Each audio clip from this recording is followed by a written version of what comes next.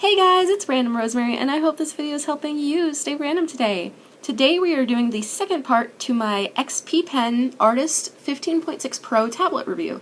Today we're actually going to be tackling the hardware and the tech that I use on this tablet. So, let's get started. Remember how the original guide only had 6 pages in English? Well, good news. xppen has a 22-page printable manual on their website. I suggest going to get this instead of trying to decipher the little guide that comes with the tablet. The first thing we'll talk about today are these 8 express keys and 1 turn dial. So the first express key comes set up with the menu by default. That way you can just click on it and the menu will start up after you download the drivers. Here in this menu, you can actually click on this and see which other express keys you have. The second one runs the art program that you'll be drawing on. In my case, it's Krita. This one is Space, CTRL-Z. This one zooms in and out.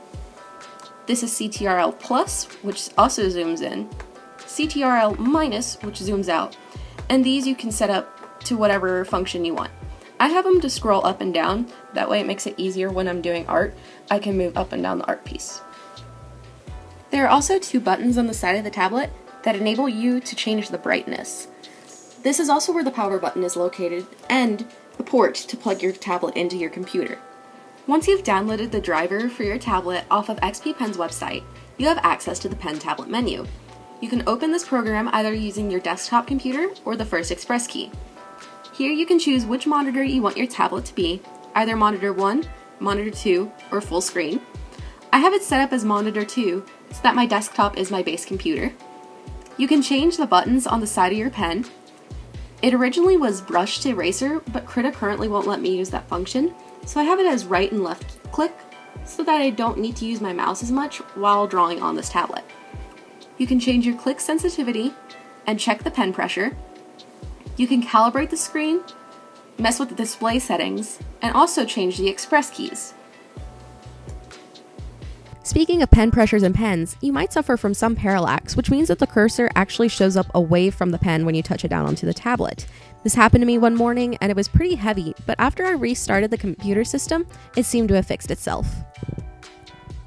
Once you're done putting all the settings at your preference, you can close the menu and use the second express key to open up the art program. I use Krita because it's free and it's the closest thing I can find to Photoshop. So click New File, make sure the paper is the size that you want and make sure all the settings are right, and click Create. Once you have opened your file, you can choose a brush that you'd like and just start drawing. The pressure sensitivity on this tablet is crazy. It goes from light to dark in seconds flat.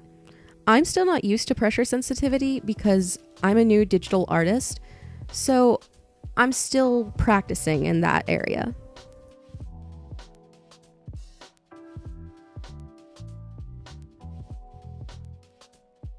The only downside to Krita at this point is that I cannot use the pen to eraser buttons.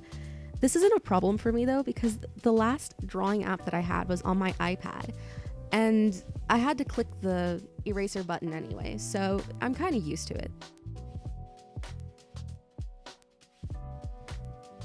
Some of the preset brushes have a little oval in the corner made of arrows. This means that they support tilt, allowing you to make the brush wider just by tilting the pen a little bit.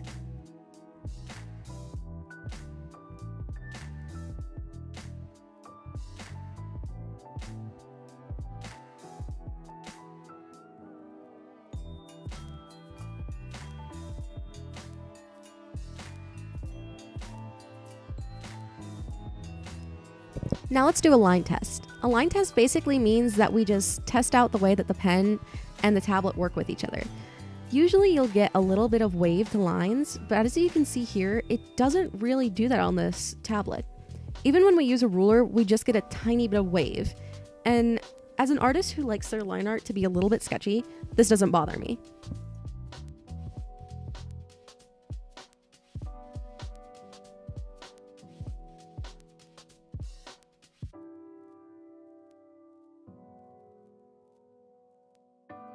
As well as regular brushes, there are also some brushes that have textures that you can use.